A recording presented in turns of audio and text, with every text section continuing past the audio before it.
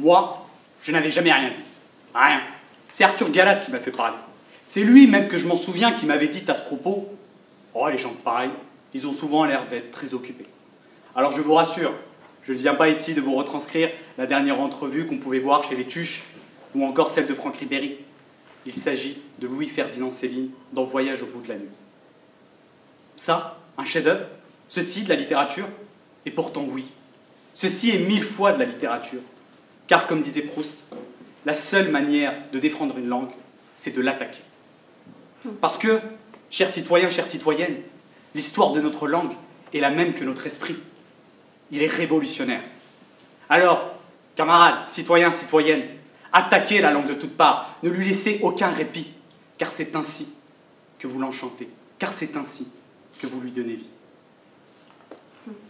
Si je comprends bien, vous pensez donc que c'est grâce à Céline et Proust, en attaquant la langue, que nous allons pouvoir la défendre. Mais pourquoi tant de violence? La langue, c'est un objet de paix, pas de guerre. Une langue, certes, on peut l'enrichir, la faire évoluer, c'est un échange culturel. D'ailleurs, pour cela, nous avons proposé à nos chers amis les Anglais un date, et nous ont donné un rendez-vous, et avec l'accord de Shakespeare et sous la pratique de la langue de Molière, nous allons vous montrer ce soir que pour défendre une langue, il faut la respecter, et surtout pas l'attaquer. À vous entendre, on croirait entendre Jean Castex qui nous fait la morale sur les grandes valeurs de la République et sur comment la langue doit être préservée à tout prix. Mais au contraire, la langue française n'est-elle pas aussi révolutionnaire que le peuple qui l'a forgée? Et si vous avez lu des auteurs comme Beckett ou Victor Hugo, qui disait lui-même « J'ai disloqué ce grenier d'Alexandrin », vous sauriez que ce sont des artistes et des génies qui ont écorché, blasphémé la langue de Molière pour en faire la puissance qu'elle a aujourd'hui, pour lui conférer tout son pouvoir et en faire une langue vivante. Albert Camus a dit « La langue française, c'est ma patrie. » Et moi, je ne laisserai personne ce soir attaquer ma patrie. Parce que la langue française, c'est quoi? La langue française, c'est la nation. Elle est intégrée en nous, on la vit, on la respire. On ne peut pas attaquer la patrie, on ne peut pas s'attaquer nous-mêmes. C'est des choses que nous avons en nous et on doit les défendre. Ce n'est pas une simple rhétorique de l'art de la guerre. Attaquer pour mieux défendre ce soir, non. C'est un projet de paix, c'est la communication. Ça, c'est la langue. Ça, c'est la faire vivre. Il faut la respecter. Laissez-moi vous dire quelque chose, cher contradicteur.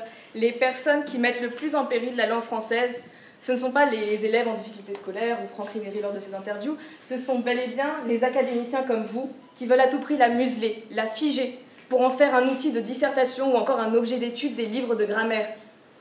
Vous voulez en faire une langue morte. Rappelez-vous une chose, c'est que l'État français a pendant des siècles imposé la langue française au lieu des langues régionales. Aujourd'hui, il reste quoi des langues régionales?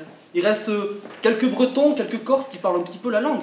Mais la majorité, c'est la langue française. La langue française a attaqué les langues régionales.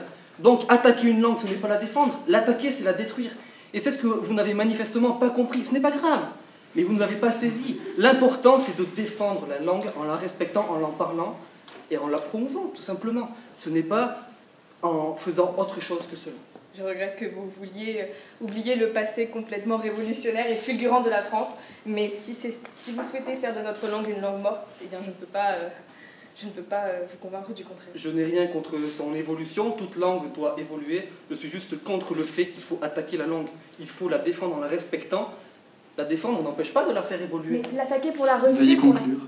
L'attaquer pour la faire renaître tel un phénix de ses cendres, pour en faire au contraire une œuvre d'art encore plus belle et toujours plus forte, c'est ça que nous défendons.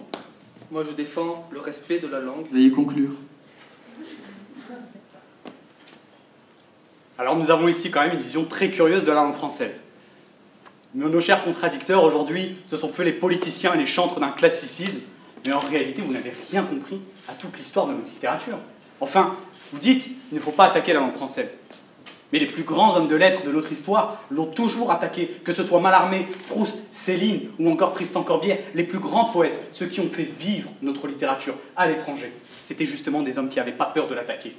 Alors, nous nous étonnions au XIXe siècle de l'art pompier, mais laissez-moi vous présenter ici l'art pompeux, parce qu'ici, nos académiciens de bazar nous présentent véritablement une position sur notre langue qui est selon moi vide, qui est selon moi terne, qui est selon moi morte. Je pense que vous ne nous avez pas compris. Vous nous attaquez ici comme vous attaquez la langue, mais en aucun cas nous avons essayé d'exprimer que nous ne voulons pas la faire évoluer. Au contraire, par exemple, tout à l'heure vous venez de nous dire que nous défendons une langue morte. On ne défend pas une langue morte. Par exemple, prenez l'exemple, nous défendons par exemple le maintien du latin dans notre système scolaire. C'est important pour nous de se référer à ces racines-là, mais en aucun cas nous refusons l'évolution. La langue française, elle est tellement belle que vraiment, sans langue de bois ce soir, je dois vous dire que nous devons lui rester fidèles.